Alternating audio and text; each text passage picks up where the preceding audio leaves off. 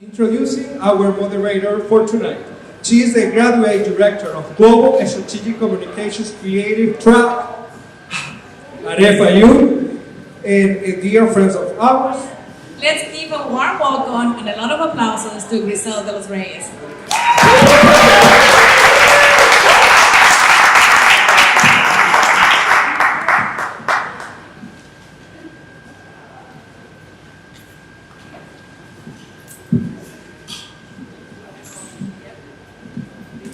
Well, good evening, everyone. For those of you that do not know this magnificent space, you're in the Miami Ad School. And technically what this school is a portfolio school. But as Albina and Marco, when they introduced me, I'm the director of the master's program that we had at FIU in conjunction with Miami Ad School. And let me tell you, this program is remarkable. We graduate some of the best creatives out there that basically continue elevating the name of Miami Ad School and for sure FIU. But I'm really honored to be in the presence of all these gentlemen. It takes a woman basically to keep them in line. So we received a series of questions and welcome to this beautiful space. And hopefully all these questions and the answers of all these goats. And by the way, do you know what goat means? Greatest of all time. So hopefully that's where we're all headed. We want to be legends. Okay, so the questions were sent by the participants that registered in the event. So it is a combination of different questions, but maybe combined in one. So technically, gentlemen, the way we're going to do this, I guess, I'm going to ask the question, and whomever wants to jump in can jump in. By the way, I'm a professional focus group moderator. So if I see that anybody is lagging behind, I'm going to grab and call. Okay? Okay? So let's get this show started. So the first question is, how different is the real you from the digital you? Iván. No, that's me. Meaning, the digital of the, yes, I have, I will say I use my channels. One is more as a personal on Instagram. Facebook now is my newspaper. So my Instagram, I keep it a little bit private. So I think the things that are out there in Facebook is more about my professional life. So if you asking me, people can know me through my Facebook, I don't think so. So it's very different. And I choose to do it like that, basically because friends or what feels comfortable in that way. But yes, I'm very different from that. I have been living here for a while, long years. I like biking, things like that I don't post on Facebook. I love my kids and my dogs, and that's basically, it's very different. Okay, who else wants to jump at the question? Paul. I probably over-curate my Instagram. I'm probably the exact opposite of curated in my personal life. And I post a lot of personal things on my Instagram channel, for example, but I only find myself working in real life. So there's a big difference. I don't post any work on Instagram. I don't know why. I mean, I think I know why. I think I don't want to keep it something that feels authentic, that's separate from work. I feel a lot of people put their work out there. It's almost for me at this point. I feel like I'm kind of doing like an anti-Instagram thing where the desire to post every day and have posts and stay relevant just kind of gets relegated to the things that I'm inspired to post versus feeling the need to have to post. Okay, how about you, Jaume?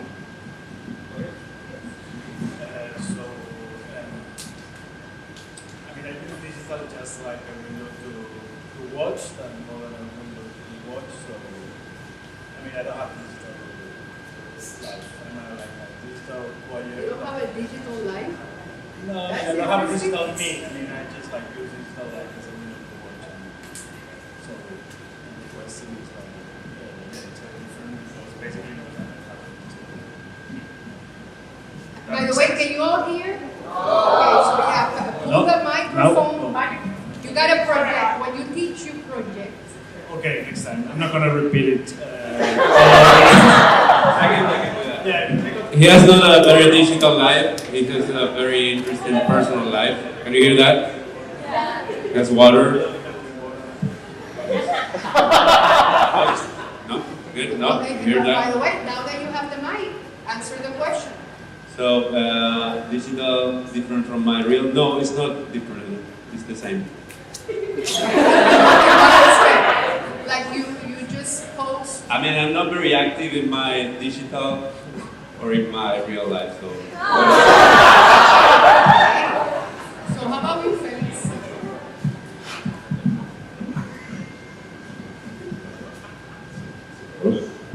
There we go. So I actually share what they said. I try not to be different. I'm not as active as other people in the digital life, so I think my digital life is a reflection of who I really am. I use it more as a window to see what's out there, not to look inside. So yeah, for me it's not very different. How about you, Alma?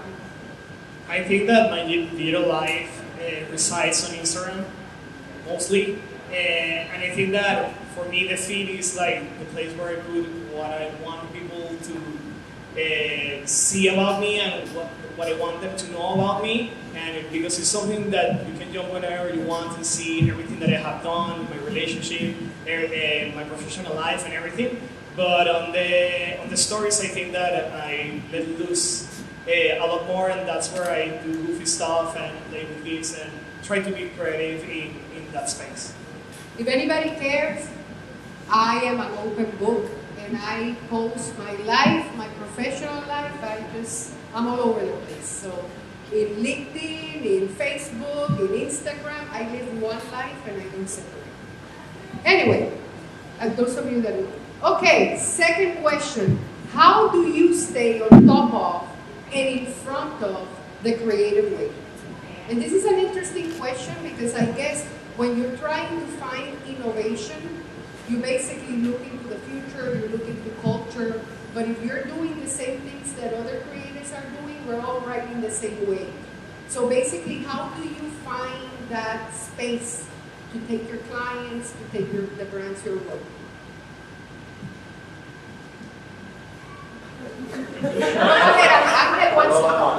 Okay, I think that in my case, the account that I handle is Netflix, and it's a constant challenge because every show is almost like a new brand, so you have to rediscover who the audience is and where they live and how they interact with social media, and that's mostly the place where we live. So for us, it's a constant challenge on how to innovate, especially with a brand like Netflix that is all around the world, and you are not only competing with yourself, but you're also competing with agencies from all around the world that are doing an amazing job with all these amazing titles. I think that it is very important for us to keep exercising and keep learning a lot, like never stop watching. I think that I consume a lot of content, like I watch YouTube and I watch Netflix from 10 p.m. to 2 a.m.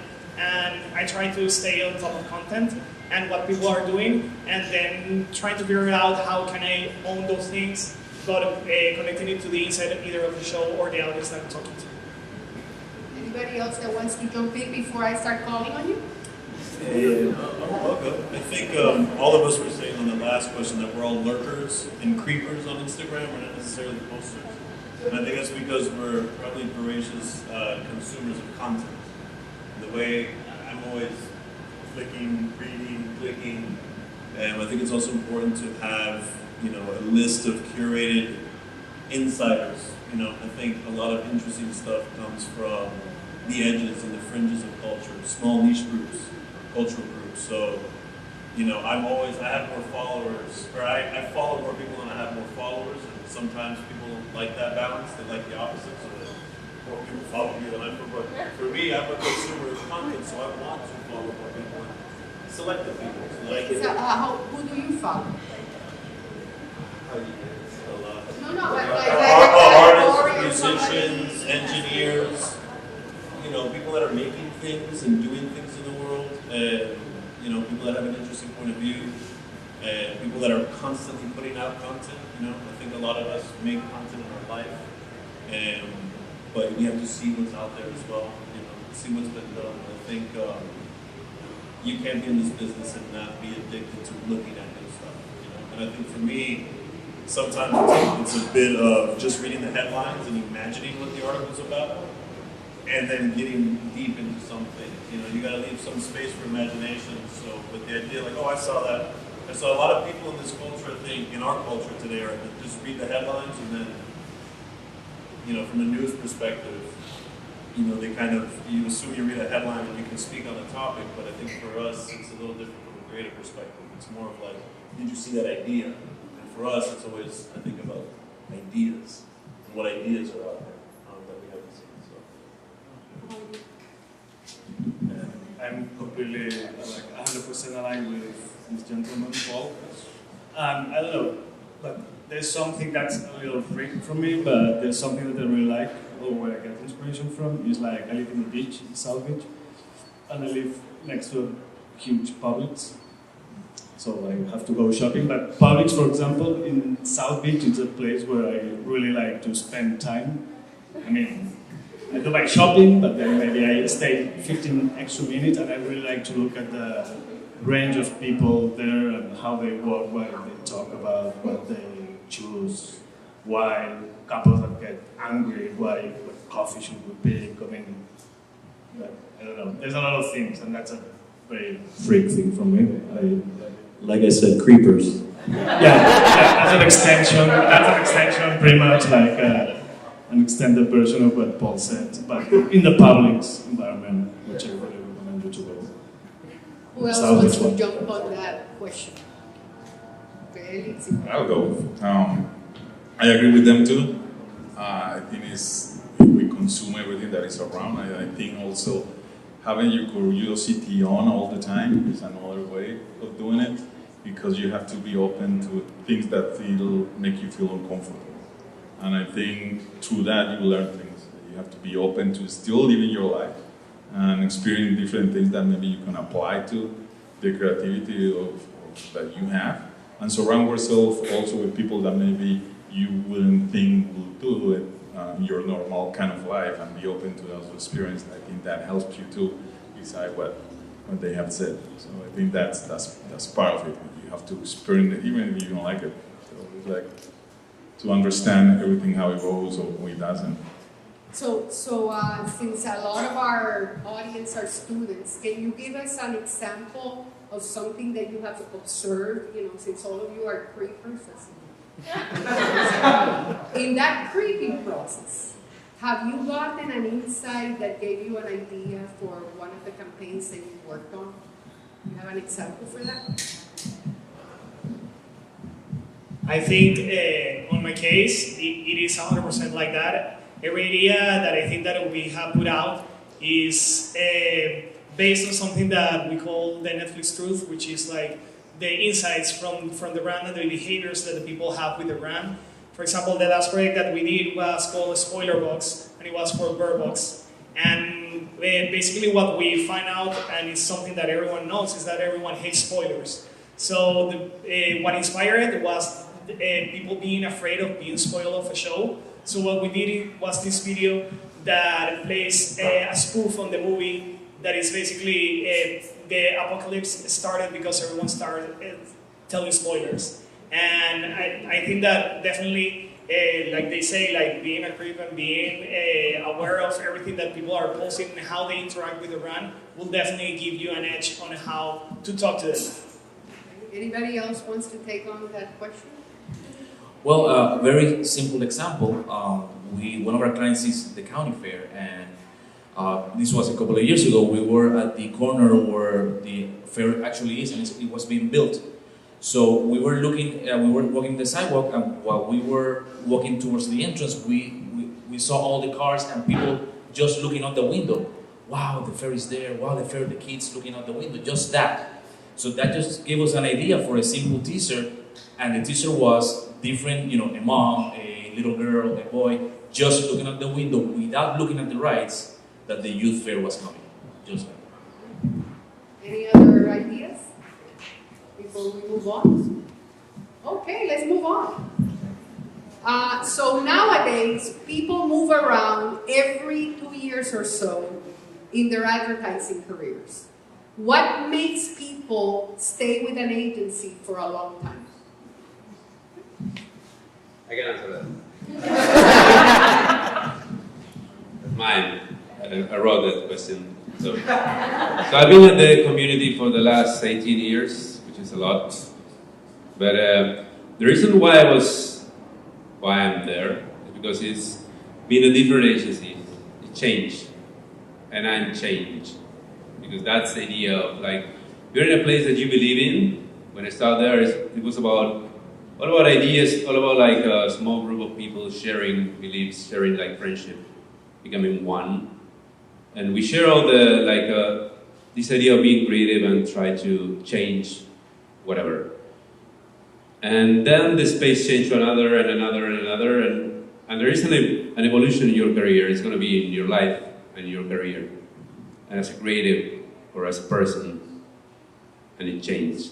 So I've been in the same place, but the same place is not the same place, and you're not the same person. So I'm being lucky to be in the same place, but it doesn't look like the same place. So maybe my answer is not very good. I think I have the idea that was great, but maybe someone else can. No, but I mean the concept is no, it's there. No, it's not there. Yeah, you got it. Yeah. Okay, guys, help me here. Throw me a bone. My career has been like the question. I finally found it. My career has been like the question. I've bounced around for many years trying to find the thing that I found originally in my career. So I was fortunate enough to start at a really killer agency in Miami, CPB, in 2005, at a time where it was, kind of at the height. And after I left, I kept searching for that thing, and I would get frustrated and tired of where I was, and I'd just move on to the next because I wasn't satisfied, because I like to say that it ruined my career in a sense by like raising the bar so high that it's like, how do I find this next? It was constantly chasing the dragon, as some say. And can I ask you, what makes CPB so special? Well, it's still special today to, very different people, but I think it was about the work. I mean, there was one place where it was always about the work. And I think there was a passion and craft for the work. And that was hard to find elsewhere. I went to New York, and it was a different animal at that time. But the other half of the question is what makes people stay. I think when you're respected, I think when you can be yourself, when you can be passionate and be quirky and weird and be you and not feel like you have to change or act a certain way or put on airs. I think when you feel valued, when there's camaraderie, I mean that's obviously you must have a sense of family there, because there's no way you can stay at a place unless you're a masochist. And I think we're all masochists too, but it's hecklers. I think those things, finding passionate, like-minded people, again, when you're respected, I think that's important. I mean, it's young, starting off your career when you're young, you're gonna get your ass kicked, you're gonna get disrespected and belittled, and within reason. It's tough. I mean, obviously you have to shovel shit when you're starting off, and that's part of it. But as long as there's a healthy respect with your peers, with your bosses, and you have that connection, I think it's when you stay. When you start to feel like a machine, like a number, I think that's when you go. How about you, Iván? Having alcohol is a good thing. Always. Having beds around and stay comfortable, because sometimes it's long hours. Things like that helps. But I think in the sense of being in a community and also chasing the same goal and believing on that, I think it is important when you align people that maybe some misfit to where your goals are, is the way you start to losing people. And I think having a clear objective of creatively speaking, or the agency where you're going, is a key element to have it. I also encourage that you move a lot in the beginning of your career because you will not learn which one is your right fit. So making mistakes is what it's gonna make you better after that. So the more you move, I think the more you learn different ways of doing things, and this is what I like. And then if you're gonna become a leader, I'm sure you guys are, then you will have that goals very clear. You wanted to say Yeah, I think that in my experience when I started at Nobox, I was the young, like the newest in the company, and that was almost 4 years ago. And today I'm the oldest in the company. So that definitely talks a lot about that. And I think that one of the things that will make people lead will be whenever you don't feel appreciated or whenever you don't feel that you have a space to, especially for us creative, to be creative. And that you're not being incorporated like in every project, and that you don't have the same chances that the people that work with you. I think that that's definitely something that will make you move, or something personal. Maybe you just need a better salary, or there's a lot of things that I think that can affect that. But talking about what will make you stay, I think that what makes someone stay, it depends in all of us, because we are the ones who need to make the career path for the people that are below us and help them and tell them where they'll be going next. Because I think that that's definitely what will make you stay in the company, is whenever you see that the path is open and there's limitless possibilities. I think that's when you say, okay, I want to keep growing and I want to stay here and be loyal to this company. No, and I totally agree, and this is something that I tell our students. A lot of them are from Miami and FIU, and they have this aversion to move, you know, and I'm like, no, this is the time, like Iván was saying, that you have to go out there and stretch your wings, and you're gonna do it with fear, but even with fear, you have to move, and you have to experience, and you have to find your fit, you know, in life, and then, hopefully, when you've built a career, you build a reputation from good work, you can call the shots a little bit more, then you see where you fit, you know, with longevity. But anyway, let's move on. And now I want to start the next question with Felix and Jaume. Am I pronouncing your name correctly? Am I butchering it? However. Okay. So I want to start with the two of you. So, being a specialist or being a jack of all trades, which is more important to you as creative director? That's a great question, because I think it depends on how the company or the organization is structured.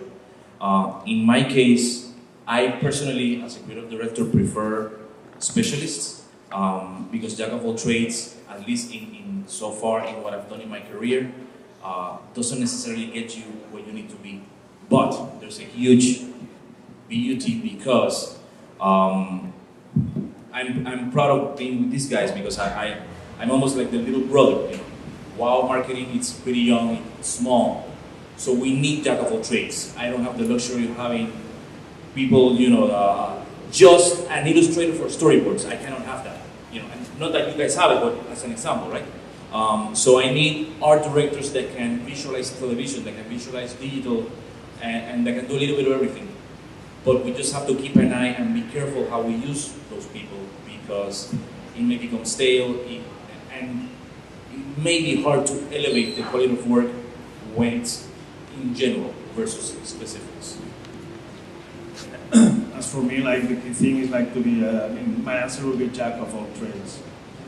Nowadays, I mean, in my case, which is about like our team, what we do is like concepting, developing a brief, producing a commercial or radio campaign or something digital.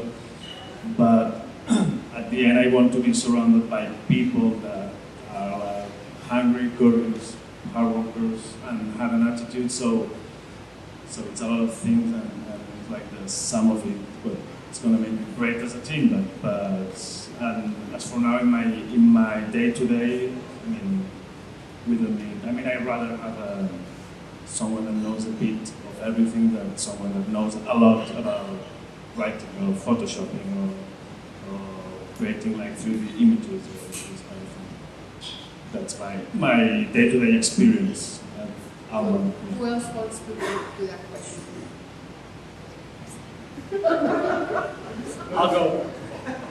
I think that being a jack of all trades will definitely be a good beginning for you in an agency, because that's at least the way how I started, and that's how I went. Like I started like in social media, then I went to content creation, then I went to creative, and I think that ability to go through every different team will definitely get you known, and it will hopefully find you like the right place where you need to be.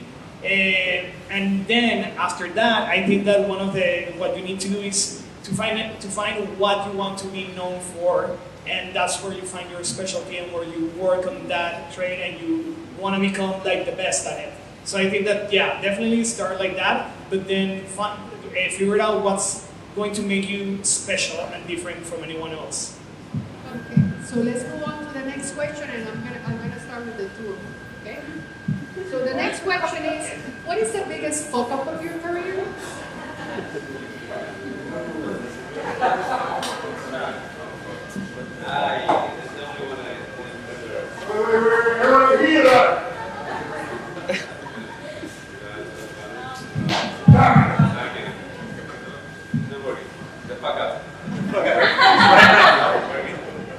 But this is a question that all of you have to answer. We're starting with the two of them, just to rotate, but all of you have to answer. I would love to have a great answer for this one, but I have some fuck-ups in my career. But I think it's getting harder and harder to fuck up, because we are becoming very safe. Clients are becoming very safe. We are becoming safe. Like we are scared about like trying things, take risks. So, I mean, I have 1, 2, whatever, but I think we are scared about that nowadays. It's like it sounds like a good question, but it sounds like not very real question. I mean, I don't know. I'm gonna cry right now. I'm not gonna cry. But I was thinking about the previous answer. Can I answer that now? No, sorry. No, I think it's Jaume time. So how can you, going by what you just said, I want to come back to the question, but how can you push the envelope and be safe?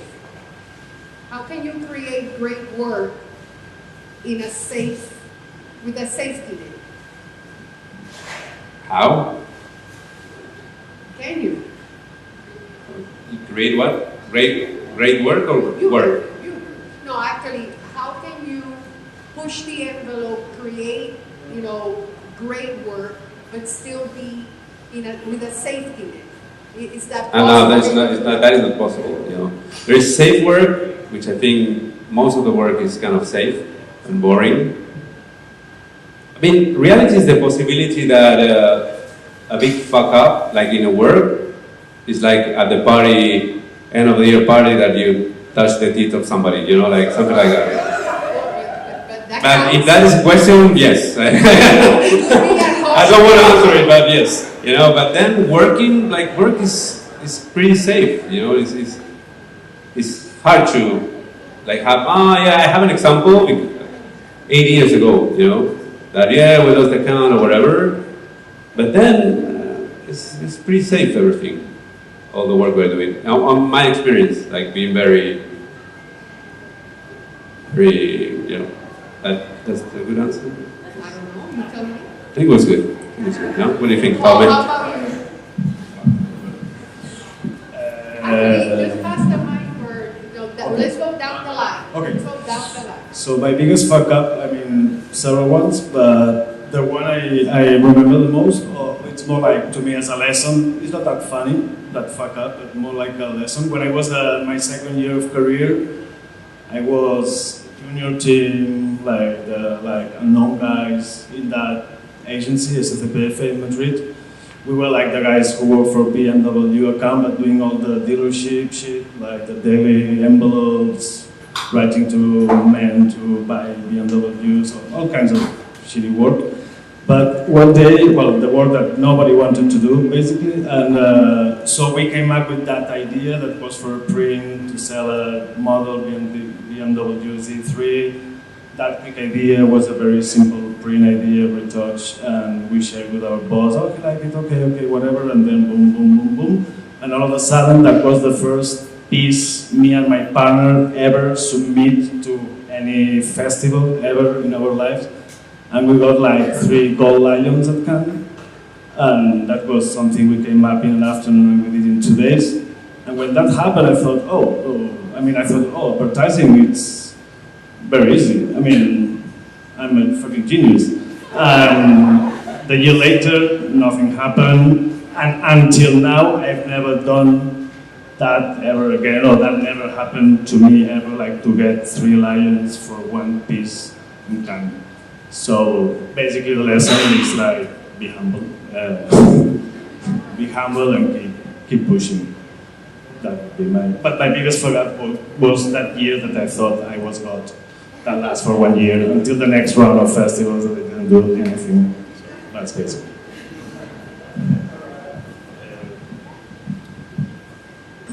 So my biggest fuck up, and this is the last time I'm going to talk about Crispin. It was my second, it was 2.5 years into CPP, and I'm comfortable and jamming and loving the agency and loving the work we're doing. And we just got awarded Volkswagen, and everyone's, was given to us, and everyone's super happy. And, we're starting to think about the launch of the GTI, and we get a GTI to the agency, and it's like the European model with the steering wheel on the right-hand side.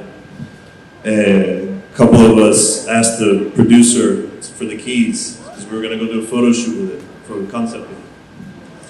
And we took out the car, and You see where this is going. Yeah. So it turned into a ticket, it turned into a really big thing, cops, and like it was supposed to be a secret mission, and, get called into the office on Monday, and, that was the impetus for me leaving the agency. So it was the biggest fuck up of my career in that it forced me to kind of leave a place that I loved. But I will say that careers are long and life is long, and it was actually the best thing that happened to my career because, everything happens for a reason, and life unfolds, and I wouldn't have changed that for the world, that experience. So fuck up early and hard. And don't worry about that agency, there's going to be plenty more of that. Or you stay at the same place, and that's okay, because he's probably fucked up and they don't give a shit. They kept him. I was going to say a very emphatic amen, and for you it's amen. Yeah. Like Jesus. I will officially cross you off the list. So if you call me by my name, you get crossed off.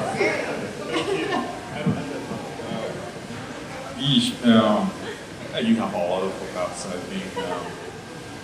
I have many, some of them with my English. One time I insulted a client without trying.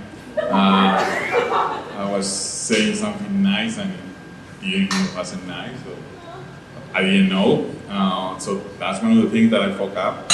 And I still have issues with my English, and it's funny because I choose to live with 2 Colombians when I was learning to speak English, which was great party on time. I know 0 English, so I waste all my family money.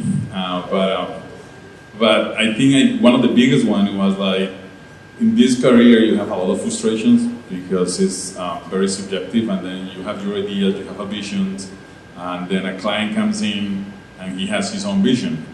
So I was shooting a commercial, and I was with my copywriter. We were basically painting our hearts out of all the shitty words that we could say about the client because we hated what he was doing he was, not pun intended, and I don't have anything against people that are helped, but he was like a small guy, so we didn't feel it. And then he was right here, and we were like shitting out, like, oh, motherfucker, like we were like bad. And that was the last time we worked on that account. I will say it was good because we really hate the guy, but we almost got fired, and that was in Y&R. Yeah, you learn things. I think you have to contain the things, and I learned that you have to, look over your shoulder, and that was, I think, my biggest fuck up. Well, mine is not that different from yours, Iván. But mine was more on the digital world. Guys, think 4 times before hitting the reply all button. So, working late at night, like Iván was saying, we were frustrated. Client really wanted to help, but we had a very low budget on that project, and all of a sudden he sends an email with canned examples, multi-million-dollar projects for our project. So I replied, "Oh, thank you, don't do that." And well, I didn't curse, thankfully, but I did say, "Guys, this is ridiculous," and the client was copied. So that was the last time I worked on that account. My former employer was nice enough to understand the situation and didn't get fired, but it was very close. And mine was like 6 years ago when I was working at Sony Pictures, and we were releasing the last episode of the season for Grey's Anatomy, and me and my team, we had this joke where we will change the files names for everyone. Like whenever you do like a promo for a specific show, you will go and change the name of the spot, so that the server didn't recognize it and it would look that you actually didn't do the piece. So I did that, and I mislabeled mine as the Grey's Anatomy one, and I ended up leaking the final episode of Grey's Anatomy. So that promo went out on air, and I remember I went to my boss and she told me, "You have 1 hour to fix this." And I think that was the moment that I wanted to go back to my home and call my mother and cry. But that moment also made me realize that I needed to fix it and make me mature and make me realize that there's nothing that you can do that you can fix, or at least try to fix. You know, which makes me think, because you were the one that talked about the spoiler box. Yeah. So that's the original spoiler. Yeah, a little insider. Anyway, moving on. So the next question is, what is your greatest work of all time? What are you guys proud of? So let's start this way. Okay. Well, I think that my proudest work of to date will be a piece that we did with Orange is the New Black and Itati Cantoral, which is a Mexican telenovela starring Mexico. That video got in 24 hours, 33 million views, and today it has almost 60 million views, so for me that's like my greatest accomplishment. We won a lot of awards with that piece, and we made it viral, and I think that that's like what I want to achieve from now on, and it's been hard to repeat it. I think mine was a couple of years ago. We had the great opportunity to work for Axe, the body spray account, and this was back in Puerto Rico, and we made a piece that locally won a few awards, and it actually made it to the London International Awards, the books, and it was actually picked up by a book in Japan, the ad. So we were pretty proud of that one. I will say, technical work that we did, I did in the beginning of the career, and I was like very young on that and naive. So that was like an outdoor work, and I still one of my loves is print is going away print, so I'm like, oh, please print, come back. But outdoor, so we did that piece, and it was very nice. I will say also that there is also small things that make me proud. Like sometimes when you move the needle with a client that is very stubborn, and that we take it for granted, and we always push the word to be recognized and awards and all that stuff. But I think when you move the needle on those clients a little bit, it feels great because the battles are harder sometimes on that. So what is moving the needle? An example, for example, an example is I remember this work that we did for F-150, and we worked for the general market agency and us. And the general market agency is very the music is very hardcore rock and all that stuff. And we had an insight that it was for us, we needed to connect it more emotional. So imagine to present to these guys that are tough guys, music that goes to your heart. So the audience was blank when we present that. The client was, what the hell you're doing? And we believe and we stood to our guns. And we say, you know what, this is what we need. We really need to change the music on this because this is not going to work. And after all the battle, we were able to do it, and the result was great for the campaign. So it's not, you haven't gotten any major awards or things like that, but on the books for the client and the result that they were looking, it got an award. So it's like, because the next time it was easier for us to make that sell. So those kind of things also, I think is good accomplishment. Oh. It's a shameless plug. Shameless plug. But the greatest work of all time that I've done is just launched today. theamparoexperience.com. Tickets available today.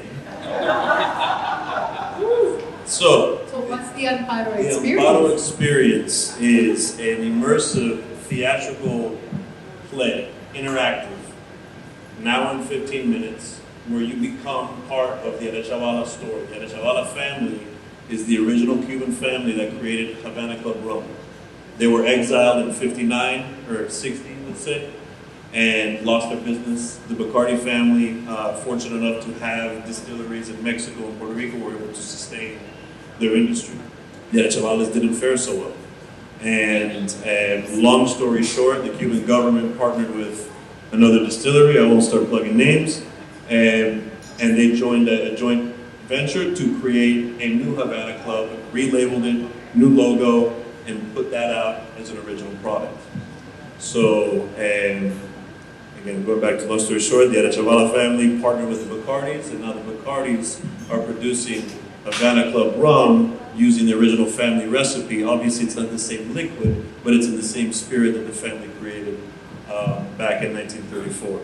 So we hired a real playwright, Vanessa Garcia, amazing Cuban American, and Victoria Collado, another Cuban American theatrical director. And they made a play. I had an idea, we had an idea as an agency. We hired an amazing talent to create something that we're not in the business of creating plays. They are, so it's their work, and it's amazing. Amazing. We did 2 pilots, one in Miami and one in New York, and now this experience is 2 months. It's going to be running. Hopefully, if tickets sell out, we can extend it to 6 months, but super proud of that work. And I mean, to get this website launched today was no small feat. So that's my plug. That's my plug, yeah. Exciting. Well, that's a really tough question for me. I don't know, it's hard to decide. But when I was thinking about that, I mean, if I look at my portfolio, like every once in a while, I wonder, like, what am I more proud of, like having produced a nice idea for a big brand like McDonald's, or having done an amazing activation for Miami-Dade Shelter that got to get some prizes, right? So it depends on how you filter, and that's, for me, it's like it comes and goes. It's more like a mood. But then, I don't know, and my favorite piece, I would say that the greatest work of my time, probably, it's been the one that all my family said that it was nice, because they normally don't understand what I do, or they normally don't get it the way I want them to get it. None of our families But understand. that commercial, for one, it's the only time my mom or my dad told me, oh, nice. So something like that. So I felt super proud of that, and probably that's the greatest work of all my time. It was a commercial for a Spanish cell phone company called Airtel. It was a very stupid commercial, but it got super big on Christmas, and it was it was a little character called Edu that was like taking the cell phone. So every time someone called, he would say, "Hola, soy Edu, Feliz Navidad." So basically, it was an unlimited plan. So you can call as much as you want. So there was this kid stealing the cell phone from his dad, and calling everyone on Christmas, like, hola, soy Ed, like random numbers, hola, soy Ed, Feliz Navidad. And he was a tiny little funny guy, and all Spanish people, I don't know why, start like to joke about, hola, soy Ed, Feliz Navidad. Even the president of Spain in the fucking Congress, he said, hola, soy Ed, Feliz Navidad. So, it was a very bad, I mean, it was a whatever stupid idea, but my parents were like, especially my grandma. It was very easy. She was very like easy on the humor, so she loved it, and I was proud of it. Okay, so if you can move to the next question in essence of time, and you start. Did my answer sound very corny? No. Who cares? Love it. We're all for you. Okay, so do you have an internship program, and this goes to all the agencies, but you start first? And if so, how does it work? Remember that a lot of our audience are students. Yes, we have. How does it work? It works, it's called like a summer something. It works, there are young kids like you coming and working at the agency. So I think like, I don't know, I asked today, and there is like a system or something, but yeah, we do that. It's kind of summer. So if you're interested in that, you should check that. Iván, I know Zubi has an internship program. Yeah. The last 2 years we didn't have it because we were restructuring all the office and things like that. But we used to have one that basically welcomed different kinds of students for any kind of disciplines, not only creative, but also marketing, business. And the program was about building the own agency. They were given a project and they had to develop that and play in the different roles of an agency. So we had that program.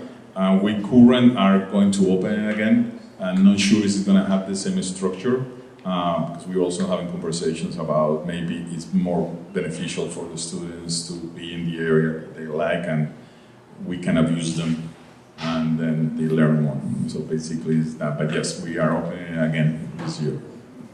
Okay. Paul, is there Yes, we have an internship program. No, it's not official, but yes, it will be soon. And we are currently working with Miami Ant School to kind of officialize our internship program. So we will be starting that, I guess, your next quarter? When is next? This is the quarter's finishing, right? We're finishing Right. the winter quarter. Right. So next quarter we're going to open Which it is up. spring. Yeah. Okay. I'm gonna finish my answer. Like my answer wasn't very like, yeah, there is a program, but to be honest, like it took 1 year for me to get inside an agency.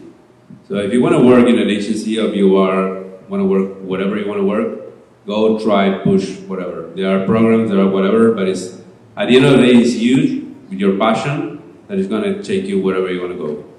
So that is, there is programs, but it's all about you guys. So I want to say something else on that point. And I think it's tough when you're hungry and you found an in and you don't necessarily break through, or somebody hasn't called you back in 2 weeks.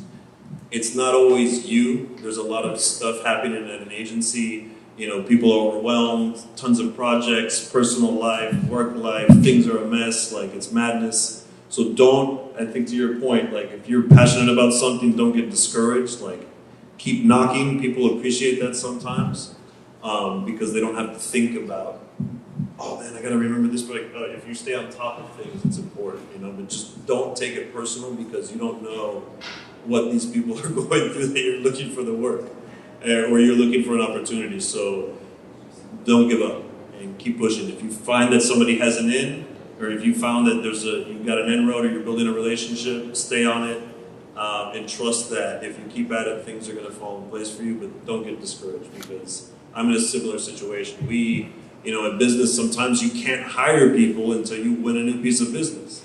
And sometimes we can't talk about what piece of business we're trying to win.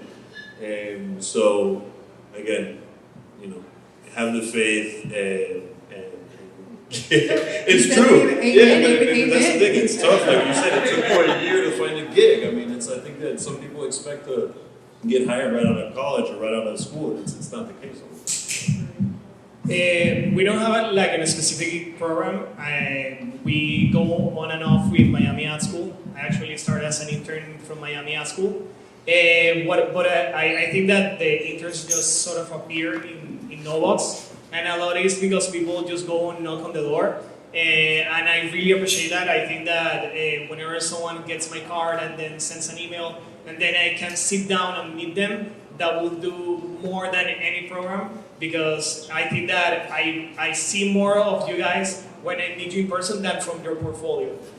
So that's something that we do. But I think that what we do a lot in Nobox is that we do hire a lot of interns. My copywriter is there, he started as an intern, and a lot of people in Nobox started as interns. We are a really small company and we're a young company, so we are always looking for help, and if you have the talent, you will definitely get hired. Anybody else? At WOW we do have a program, it's called The Ship, and actually it's open now for entries, wowmktg.com/The Ship. But our president wanted to make it a little bit different, so we actually last year, this is going to be our second year. In our first year, we did actually a web series about it with a prize. It was $5,000 for the winner, and this year they're going to do it again. So if you're low on cash, go ahead. And it's very interesting. Similar to what Iván was saying, there's a main project. People are assigned different positions, even though they rotate around different positions, but it's very interesting. So it's day-to-day with us and doing real work, plus their assignment. Okay, we're running out of time, but are you guys enjoying this? Yeah. Is this helpful? Let's ask this question. What do you look for in a candidate, and what really makes them stand out?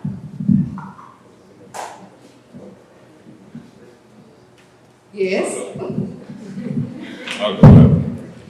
I think one of the things that I look first is not the portfolio, is what they do besides the portfolio.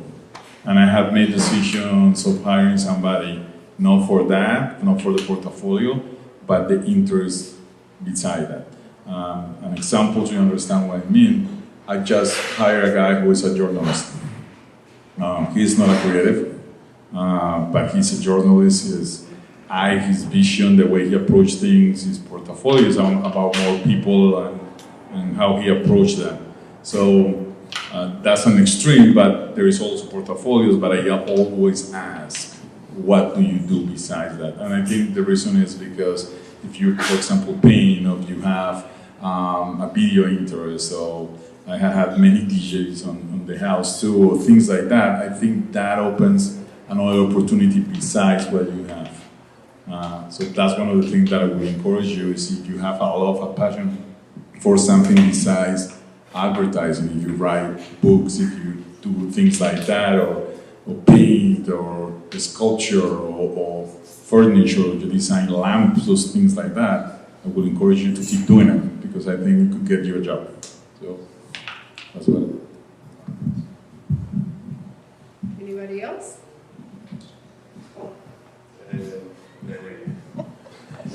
Well, like I said before, I think that the portfolio is gonna get noticed. But I really recommend going in for an interview in system, saying hey, can we meet for 30 minutes, 20 minutes? And because I think that you discover a lot about the person when you're talking to them, and I think that that's what's gonna get you hired, or at least seen as an intern. And when I think that when you show passion. But there's something that's called passion. There's going crazy. I have people go crazy and be hey, can you read my email? Can you see my portfolio? I think that when someone has the right package, you notice it, and that's when you go and say okay, I want to meet you. Let's have a conversation. And I think that anyone can be creative, and they can come from any different background.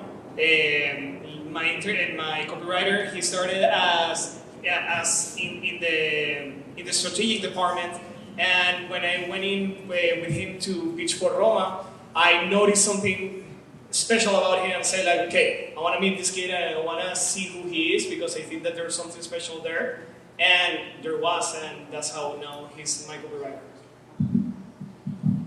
Anybody else? Yeah, I think a balance of confidence and humility, being able to confidently own your work and be excited and passionate and talking about it versus, oh, I did this thing, or next, and then, oh, this other thing. It's like if you can sell your idea, this is what we do. We sell ideas. So if you can't sell your ideas and own them and be passionate and confident about them, like that's the first thing that I think I look for. It's like when you're walking through someone's book, are they engaged? Are they, and again, you don't have to put a false salesmanship on there, but you can tell when someone's genuine about the way they're talking about their work and being thorough about the way you're talking about it. I think as creative directors, insights and strategy have to be baked into your idea.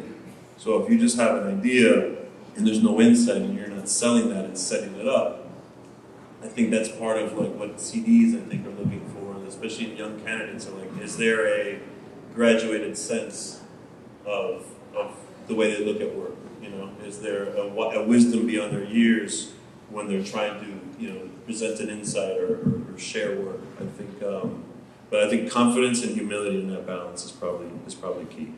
And even if you're not confident, like faking it is important to project the confidence, because then you actually become confident. Even if you don't, project it and fake it until you make it. I think it's important. Fake it till you make it. Well, thank you for all your answers. I'm sure you are planting plenty of seeds in these young minds.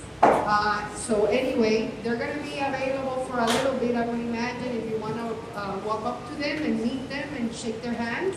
But anyway, thank you. Can I have an applause for the